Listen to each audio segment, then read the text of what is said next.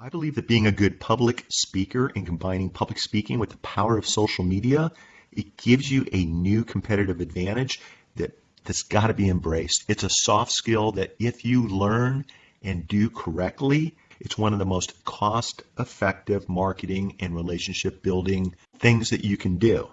And because of that, if you use public speaking the right way and tap into some of the tips, the approaches and techniques that I share in this presentation, I do believe that you can, in a very short period of time, go from unknown to unforgettable, not only locally, but nationally and globally. So what are we going to talk about today? What I'm going to talk about is, first of all, how to figure out what audience you would like to and should be in front of, and then how to get in front of that audience. We're going to talk about what to do before your speech, preparation, what you need to know and do before ever putting your foot on stage. Once you're on stage, we're going to talk about how to start your speech, and I guarantee you it's not what you think. It doesn't start off with a thank you to the person who introduced you or to the people in the audience. We'll get to that, but there's a much more effective way and more powerful way to start your speech. During your speech, we'll share some tips about how to command the stage, how to interact with the audience, and how to speak from the heart in a way that helps you create the end results that you're looking for. After your speech, I'll share some great tips with you on how to conclude and wrap up, and then what to do after the speech, not only an hour later, but 24 to 48 hours later. I'll also be sharing some of my favorite resources with you so that you can dive deeper into any of the areas or topics that we talk about today about giving a powerful public presentation. So why is it that more people, more professionals, more lawyers are not tapping into the power of public speaking? I think Jerry nailed it. I think what Jerry says right here is true. More people would rather be in the casket than up front in front of the audience doing the eulogy, right? So, let's have some fun with today's presentation. Let's take a step back. Let's not take ourselves too seriously. And let's look at how we can create the right mindset to allow us to effectively become powerful public speakers. Because you're not alone, because I'm not alone when it comes to challenges and fears and the unknown relating to public speaking, I actually asked friends of mine on Twitter, Facebook, Instagram, and LinkedIn, what is their biggest fear about public speaking? And while I got results and answers and responses from all over the world, what I did notice is I started to get the same responses, right? And some people are just worried about forgetting what to say once they're on stage. A tweet from South Africa talked about, not having the specific knowledge or insight to talk about the topic at hand. And obviously there are ways that we can easily overcome those fears. Every once in a while we make a mistake. Every once in a while something happens. There's a way to minimize the chances of that happening. And if it does happen, how to deal with it. And we're going to talk about those issues during today's presentation. When you're on stage, everyone's watching you, everyone's watching your PowerPoint, everyone's watching your video. That's the nature of the beast, but there's a way to get comfortable with that happening. And by the way, that's exactly what you want to have happen. That's how you build your brand as a public speaker. That's how you get people to know, like, and trust you so that when they need your services, you're going to be top of mind in the first lawyer or professional who they call. Things happen during a presentation. Slides don't work correctly. The audio will disconnect. Sometimes movies don't play. That's okay. There's a way to prepare so that if any tech problems happen, you can continue moving forward and adding value with and to your audience. They're going to understand when something happens that's not in your control. One of the beautiful things about social media is that while you're speaking, people in the audience can be tweeting out pictures, comments, and videos of what's going on. That's a good thing, not a bad thing. So I want you to have the right mindset. We're going to talk about how to develop that so that while you're speaking, you're encouraging members of your audience to share your message, your song with their world, with their audience. And of course, most of us do have this problem. Nick Rishwain, I had to share this one. His biggest fear is inspiring too many people at one time. So I like Nick's approach, and it's all about having fun, it's all about adding value, and it's all about embracing the moment when you're public speaking. Now, filtering through all of the responses, and I think I received about 70 or 80 responses the week before I last took the stage when I was preparing this presentation.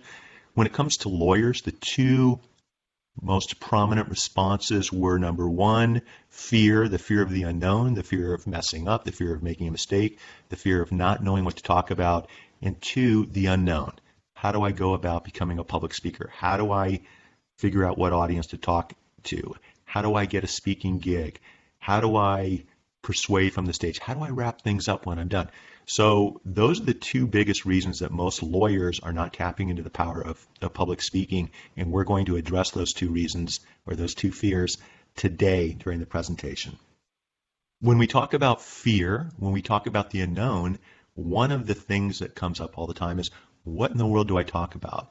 Who is my audience? And my response to lawyers and what I've watched other people successfully do is ask yourself the question, what's your why? Why do you get up in the morning? What are your hobbies? What are your interests? What are your passions?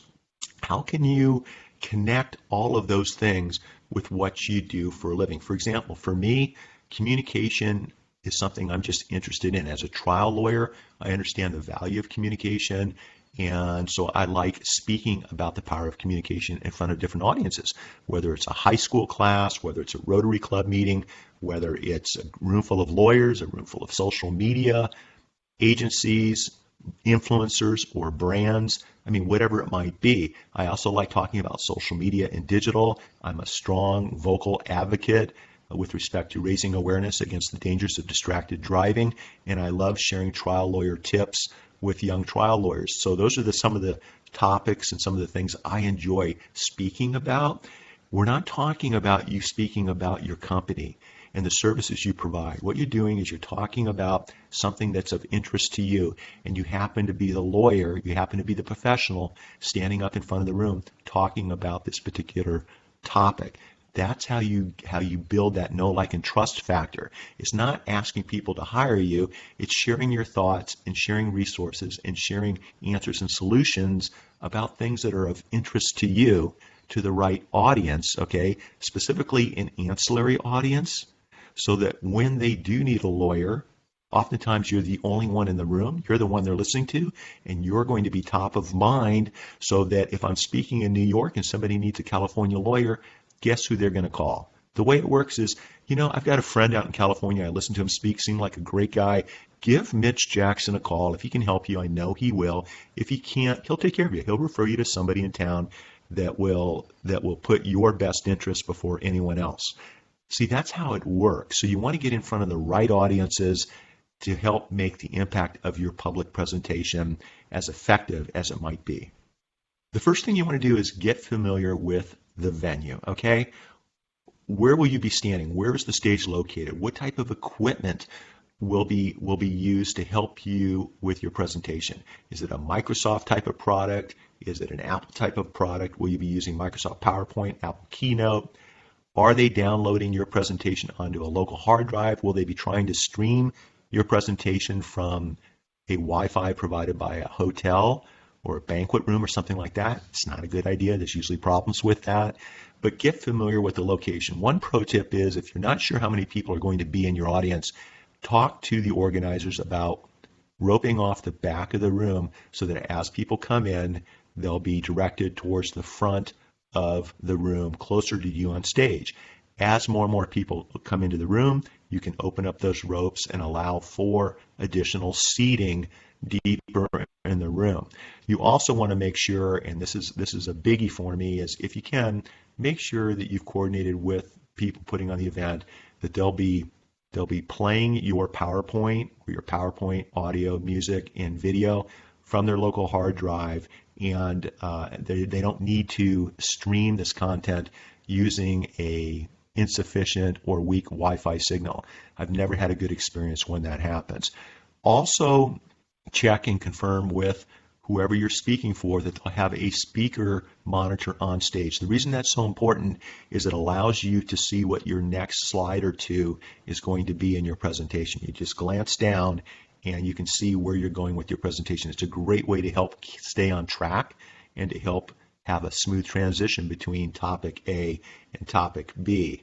If there's a problem with anything that I've mentioned, as far as the event not able to provide you with these items or assurances with respect to Wi-Fi and everything else, it might be best not to even use a PowerPoint presentation or a video or an audio. In other words, it might be best just to have a presentation ready to go where you stand up and you walk around the stage and you share your value. And I'm going to talk to you and share some ways for you to do just that.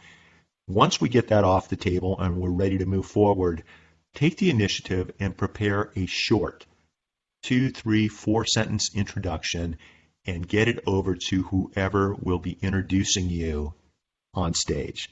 Don't leave it up to chance. Don't leave it up to someone else to do the introduction for you.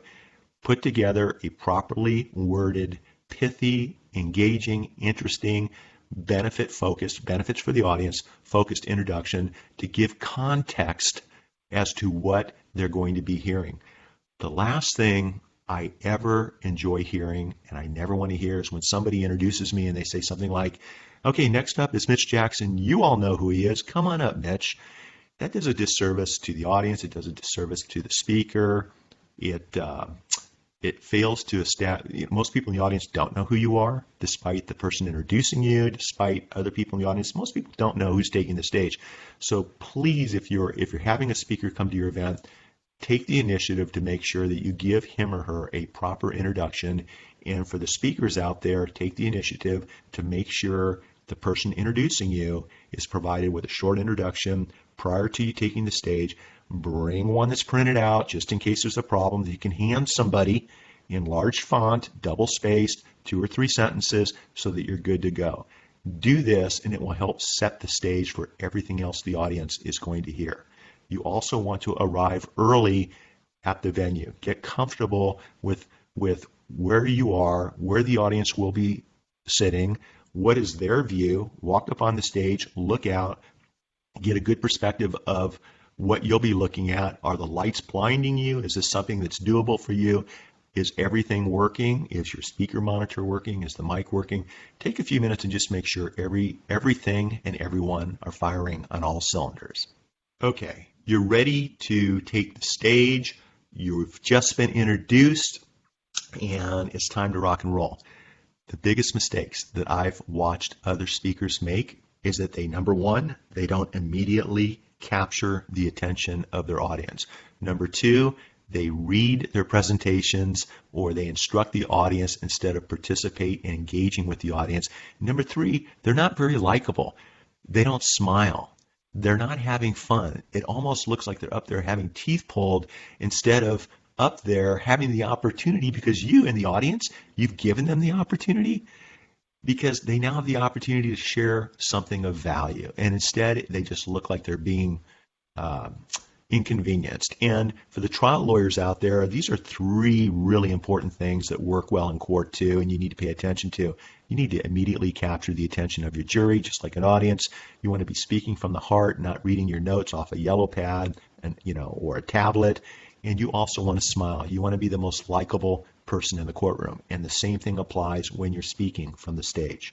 Now, I know we've already covered a lot. I've got a lot more to cover. I want you to know, because this can kind of come across as being a bit overwhelming, is remember this one thing.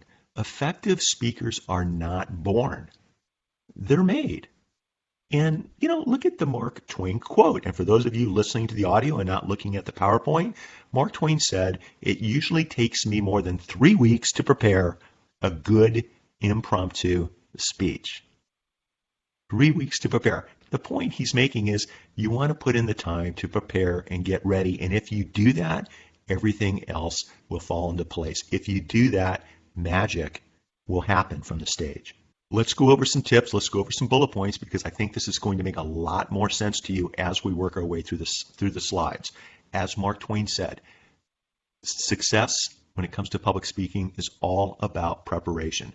I believe success is about 80% preparation, both in trial and speaking from the stage, and 20% delivery. I know the slide says 10%, but it's about 20% delivery. So don't be too hard on yourself. Put in the time to get ready, to figure out what the topic's going to be, what you're going to talk about, how you're going to talk about things, what 5 or 6 talking points you're going to be covering, and then be yourself on stage and just cover those points.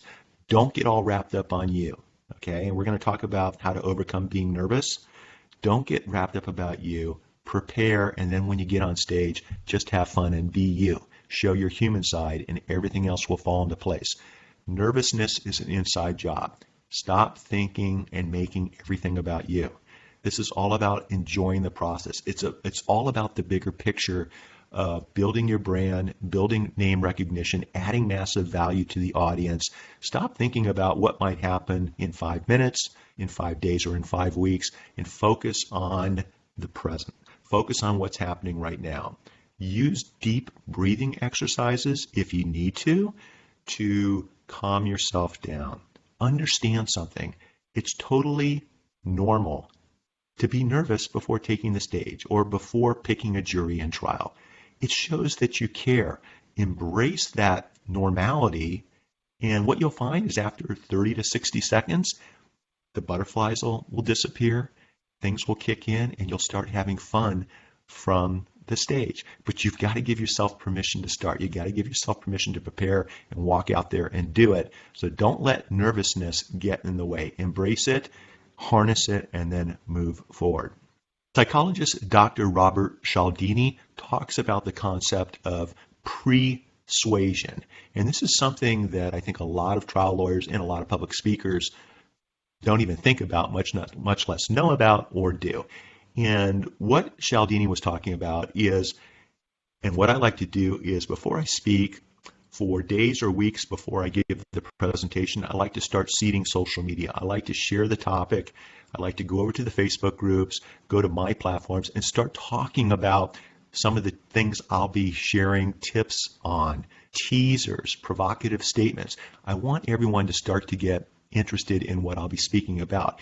If you don't have the opportunity to do that and your speech is going to end up with you having a call to action from the stage, I want you to do X, Y, Z, then during your presentation, use the concepts that Cialdini teaches in persuasion and start seeding your presentation. Let's say it's a 30-minute presentation. Every 5 or 10 minutes, you're going to be seeding that final call to action. You'll be referencing something. You'll be giving a little teaser. You'll be wetting the audience's lips. They're going to want more, right? Based upon how you're presenting. And Cialdini has plenty of YouTube videos that will show you how to do this. He's got books out there, but definitely learn how to use persuasion during your public speaking career because it's really going to help you get the results out of what you're doing. It's also critically important, like I said earlier, to start strong. And I'm going to share with you 10 ways to start super strong when it comes to your presentation. You can have people clap, people can stand up, raise their hands, do something physical. But listen, whatever you do, when you come out onto the stage, show them your big smile. Ear to ear, crow's feet, and everything in between. Smile from the stage, show your human side, and you'll be one step ahead of everyone else that takes the stage at the event. So let's talk about 10 different ways to start your next speech. Rather than walking out and talking about the traffic, the weather, thanking the person that introduced you, thanking the audience for being there, immediately grab their attention. And one of 10 ways to do that is with a quote. Let's say I'm speaking at a Rotary International event that happens to be lawyers who are in Rotary, and we're talking about the power of persuasion, the power of communication, and how these lawyers can share Rotary with other lawyers in the community so that we can get more members in our Rotary Club. I might walk out and I might start with the quote, "The single biggest problem in communication is the illusion that it's taken place," by George Bernard Shaw. I mean, that's an interesting quote, right? Oftentimes, we think we're communicating and the other person's just shaking their head like, what are you trying to tell me? You can start off with a statistic. But you can start with a statistic that immediately grabs the attention of your audience. Now listen, what we're going to be doing is we're immediately grabbing the attention of the audience, and then we're going to go back and thank Mr. Jones for the kind introduction, and thank Rotary International for giving me the chance to speak in front of you today. Is everybody ready? Let's get started. So we're going to get to that point, but when you walk out onto the stage, you can try to use one or more of these top 10 approaches to get things going. I love asking a question. And by the way, when I use these top 10 approaches, sometimes it's part of a story. Sometimes it's part of a theme in the first 1 to 2 minutes of my presentation. So I won't just walk out and ask this question. Maybe I'm telling a story and I'll incorporate this question into the story. But the question for those of you just listening is, do you know what the biggest communication challenge is in today's noisy and busy world? It's probably not what you think. The audience is going to be thinking, okay, well, I think I know what the problem is, but maybe I don't. I think I better pay attention. So asking a provocative related question to the topic is a great way to get things going. Current news, if something happened the night before or earlier that day, somehow incorporate it into the start of your speech. For example, becoming an effective communicator got me on the evening news last night to discuss the presidential election. During the show, you all saw what happened. Would you like to know the communication steps I took to get the invite in the first place? Okay, yeah, I want to be on the evening news. I want to be interviewed. So if something happened the night before, see if you can incorporate that into your presentation. I love telling relevant stories. If you can combine an interesting, emotional, personal story in the first couple of minutes of your presentation, that's a great way to get things going. Sometimes a simple thank you is the best way to start your speech off. Okay, it's kind of a default. I rarely do this, but if you're going to thank somebody, just keep it short, keep it simple, speak from the heart, and keep it sincere. For example, Rotary International is truly one of the top community service organizations in the world. I'd like to thank Bob Smith for including me in the event and allowing me the opportunity to share several communication tips with you. By the way, everyone, I'm a fourth generation Rotarian. My great-grandfather, my grandfather, my dad, and I, and our kids are now involved in Rotary. It's truly a pleasure to be here today. You see how you can incorporate your personal circumstances and facts into a sincere thank you. And I think that works pretty well. This is one of my favorites. I do this during jury selection, and I do this oftentimes when I'm speaking from the stage. And that is number 7, have your audience write something down. For example, I might say something like, there are 5 steps that exceptional communicators use to share a persuasive message. Grab a pen and paper because you're going to want to write each one down. Right? I mean, automatically you let them know that there's 5 steps you're going to be covering. Or maybe you might also say something like, don't leave early because the 4th and 5th steps, the most important, I'm going to cover at the end of my presentation today. All right, let's get started. You can play around with this. You can have some fun with this. Humor. Humor is a great way to start off a presentation if you can tell a joke, and a lot of us can't.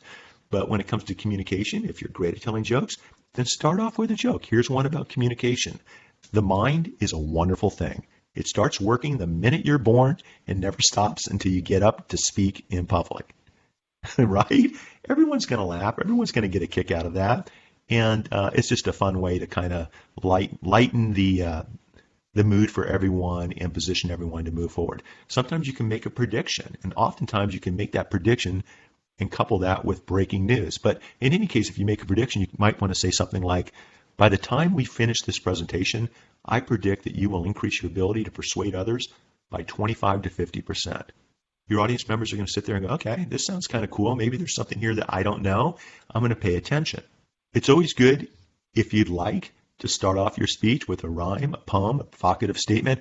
I was just at a convention where one of the speakers, the convention was Maximum Lawyer Conference, Max Law Con, and Joey Vitale came out and started off with a rap, and I thought it was fantastic. So, tap into your personality, tap into what you're comfortable with doing, and pick one of these 10 ways to start your speech. And then after starting the speech, take a step back, thank the MC, thank your audience, let your audience know that you'll be, assuming it's appropriate, that you'll be doing live Q&A the last 5 or 10 minutes of your presentation so they can hold their questions or write them down and then start into the subject matter of your presentation. And by the way, don't wrap things up with Q&A.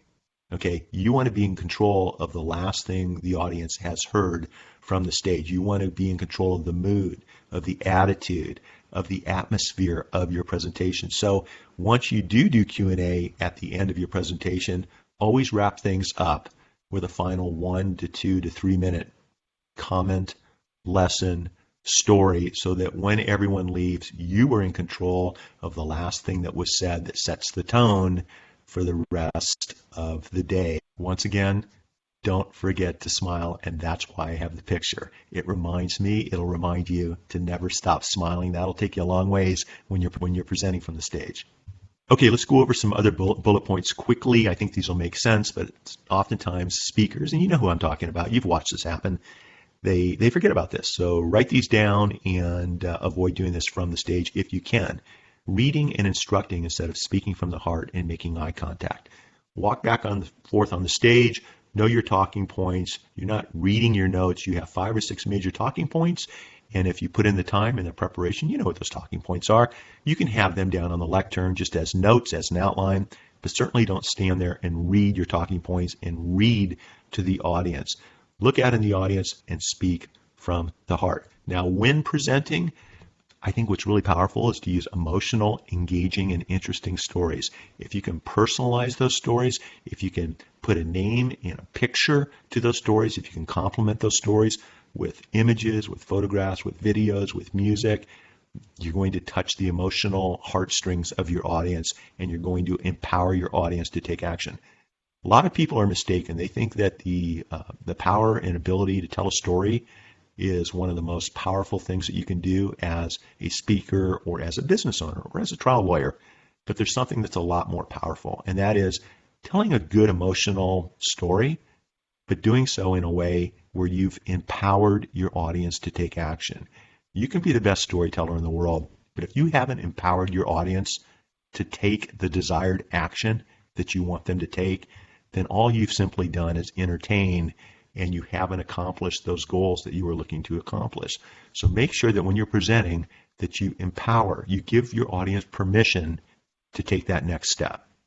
With respect to all of the above, one approach that I've found that works really well is don't lecture, don't tell, don't instruct your audience. For example, instead of saying something like, we've all made bad decisions in life. And I know when people say that, and I'm in the audience, I'm like, yeah, maybe you've made more than I have, but overall, I've made some pretty good decisions. You might want to say something like, have you ever made a bad decision? Now, most of us have made bad decisions, and sometimes it's not what you say, but it's how you say it. So instead of instructing people to do things, instead of telling them to do things, position what you want to say in the form of a question. Have you ever? And then follow that up with what it is you want to communicate. You know, like I said earlier, smile, be likable, dress in a comfortable fashion, something that complements how your audience is dressed, something that's appropriate for the venue, something that shows your human side. You don't want to outdress your audience or the event, and you don't want to come in underdressed. It's inconsiderate.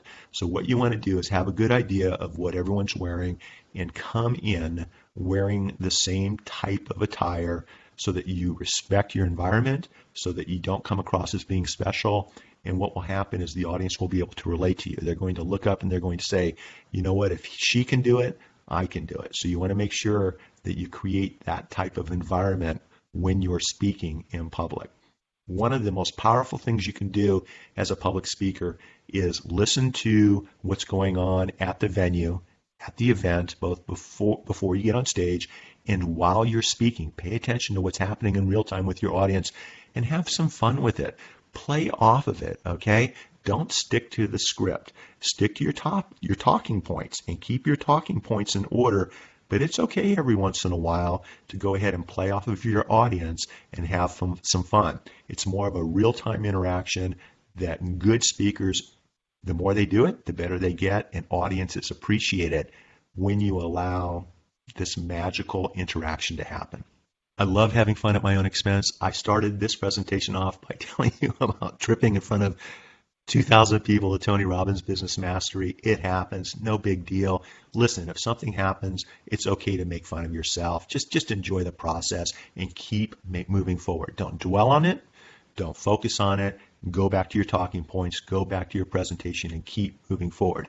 Everyone's going to be rooting for you. They're going to want you to be successful, and they also want you to keep moving forward so that you're not wasting their time, their attention, and you're getting your message across in a way that commands the stage and shows that you're an authority in what you're talking about. Exhibits, pictures, and videos, just like in court, so powerful. They will complement what you're doing, so don't be afraid to include these items in your presentation, and also use anchor points. I don't know if you know what anchor points are, but we use them in trial. When I'm in a trial and I'm talking about a negative aspect of the case or something that I know is going to help the other side, I'll be standing down at the far end of the jury box. That's the spot I usually stand in when I'm talking about something negative in the case. When there's something positive to the case, something that's beneficial to my client, I'll usually walk down to the end of the jury box between the jury and the judge who's behind me. So while the jury's looking at me talking about a positive aspect of the case or the law, they see the judge behind me, and it just creates a certain reference. These are called anchor points. You don't talk to anybody about the anchor points. You don't tell the jury there are anchor points. You just make a point during a trial to stand in certain areas so that they know when I'm walking over to that positive anchor point at the end of the case, asking for a jury verdict, they have a good feeling. They don't know why, but it's just a positive experience. They know that what I'm about to say comes from a good place, comes from a position of power, comes from a position of authority, comes from a position of doing the right thing. And it just helps me communicate and be more persuasive on that particular topic or issue. You can do the same thing from stage. You can work the stage. Maybe you're talking about some challenges that the audience might have, and as you're offering solutions, you're walking over to the right side of the stage and offering solutions, offering your products and services, whatever it might be, offering your ideas.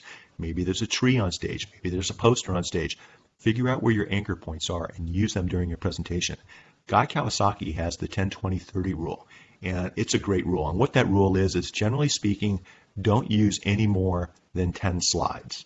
Okay? Don't take any more than 20 minutes. And obviously, if you're being paid to keynote for an hour, or if they have you set aside 45 minutes to give your presentation, then you do what you're being asked to do, and that's fine.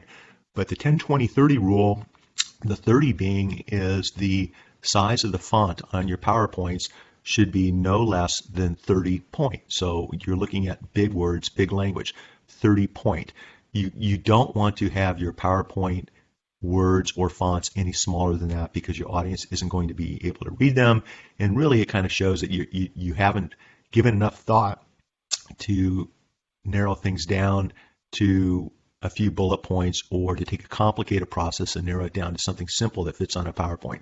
So give some consideration to Guy Kawasaki's 10-20-30 rule, 10 slides, 20 minutes, 30-point font on your slides. Critically important to also always make sure you're in front of the right audience, okay? It's okay to say no when you're asked to be a public speaker. Your brand, your reputation, the effectiveness of what you have to say, what I might say and do in front of a room full of trial lawyers is completely different than a presentation I may give at Social Media Day San Diego in front of 400 social media entrepreneurs. What I might discuss in front of a high school senior class auditorium is going to be different than what I may discuss at a marketing convention in New York in front of CEOs. So understand who your audience is, make sure you're comfortable with being in front of that audience, and then tailor your presentation, tailor your speech to the audience that you'll be presenting to. Own the stage. Give yourself permission to be enthusiastic, okay? Be confident, you're ready, you put in the time, you know the content, so clearly and concisely articulate what it is you have to say. Respect the time and attention of your audience. Don't take more time than you need to make your point, and then move on to the next talking point. Walk around on the stage, use movement, and understand that hand gestures, that's your friend. Okay, you've got real estate up there to cover. Walk back and forth. Don't get trapped behind a lectern or a desk or on a chair, and work the stage and not make eye contact as you're walking back and forth. Now, I don't like to hard sell from the stage. What I do like to do is entertain, educate, and inform. So if you do have products and services to sell, what you want to do is really you're selling yourself, you're selling your brand, you're selling your authority, you're selling your expertise from the stage. Generally speaking, don't spend any time or too much time talking about your products and services. If you're at an event where you've got a course or books or something that is being sold in the back of the room, certainly reference it. Remember that persuasion by Cialdini that we talked about earlier? During the course of your presentation, bring up the title, let people know it's in the back of the room, but don't make it a hard sell. Make it a soft sell. Passively let your audience know that if they enjoyed what they just heard, if they understand the power of what you're sharing with them, then more resources, more products and services are available, both in the back in the room, and then include a website link that they can easily go to at their convenience to follow up should they be interested. While you're doing all the above, if you can incorporate real client stories, real success stories of friends, names, situations, facts, details. Think about satisfying all of the senses, right? Sound, taste, touch. If you can incorporate those variables into what we've talked about, your presentation is going to be much more effective than if you're just speaking in a black and white type of way with respect to your presentation. In other words, as a matter of fact, right? So tell emotional stories. And by the way, you'll notice this particular presentation is using white font on a black background. I'm doing that because Guy Kawasaki recommended it. Sometimes I'll use a dark blue background in white font, but a black background in white font will show that you're serious in what you're talking about. So you obviously want to shake things up a bit depending on who your audience is, but I'll normally go with a PowerPoint with a black background or a dark blue background in white font. For the lawyers in the group, for experts in the group, absolutely embrace your expertise. Once again, Cialdini talks about directed difference. People will give you the benefit of the doubt. They'll look at you as being someone with more credibility because of your education, because of your expertise. They'll give you more of their time and attention if they feel that you are an expert in what you're talking about. So if that's you, don't hide your expertise. Be humble. Don't brag about it, but don't hide it at the same time. Let people know that some of the things that you're talking about come from 30 years of doing XYZ or come from doing 10,000 studies, whatever it might be. It gives you credibility, so embrace it. Don't bury it. Now, after the event, what do? I love to stick around, and I recommend you stick around the venue. If you're not participating at the event, stick around for an hour or two. Make yourself available to audience members, whether it's out in the hallway, whether it's in the hotel lobby, whether it's at the event itself. You sit down and listen to somebody else speak. The more approachable you are at the event, the more approachable you are at the airport afterwards. You'd be amazed at the connections that you'll make, the people who will come up to you and talk to you, and the business you can generate just from being approachable after you get off the stage. If you have a product or service where it's appropriate, it's okay for you to do this based upon the event promoters, and you feel like you need to follow up, then do so within the first 24 to 48 hours. If you don't follow up immediately, your opportunity is basically going to evaporate. So generally follow up when it's appropriate to do so immediately instead of next week or next month. And remember, you guys, people are rooting for you to succeed. They want to see you dominate. They want to see you crush it. Put yourself in a seat at an audience when you've got someone you know, someone you've been looking forward to hearing him or her speak. Take the stage. You're rooting for them to be successful, right? Well, the people in your audience are rooting for you to be successful too. So embrace it, enjoy it, and definitely incorporate the power of public speaking into everything that you do, not only in the near future, but also for many years to come. In summary, I honestly believe, just based upon my own experiences and what I've watched other people do, that public speaking, writing a book, social media, combining all three, they're the new competitive advantages. They're business skills and assets that will help you create top-of-mind awareness, a local and global brand, and when all said and done, increase your end-of-year profits. I told you I'd be sharing some speaking resources with you. They're up on the screen, but for those of you that are listening to the audio version of this, check out Craig Valentine's website, Valentine. That's CraigValentine.com. Craig was a 1999 world champion of public speaking. He's got some great resources, some great courses, and Craig's approaches and techniques have helped me win some seven-figure cases, and so I highly recommend his stuff. Get the book Talk Like Ted, The 9 Public Speaking Secrets of the World's Top Minds by Carmine Gallo. Carmine was a contributing author to a chapter in my book, The Ultimate Guide to Social Media for Business Owners, Professionals, and Entrepreneurs. And his Talk Like TED book, I think what Carmine did is he interviewed something like 200 TED speakers and shared with you, the reader, what's worked for them and how you can incorporate those approaches and techniques into your public speaking efforts. Great book and fantastic author. Carmine also wrote the book, The Storyteller's Secret. I highly recommend that. One of my favorite all-time books of all-time books and books of all time is Bob Burg's book, Adversaries into Allies. You guys all know Bob as being the co-author to the Go-Giver series of books. He's also a contributing author to my book, The Ultimate Guide to Social Media Success.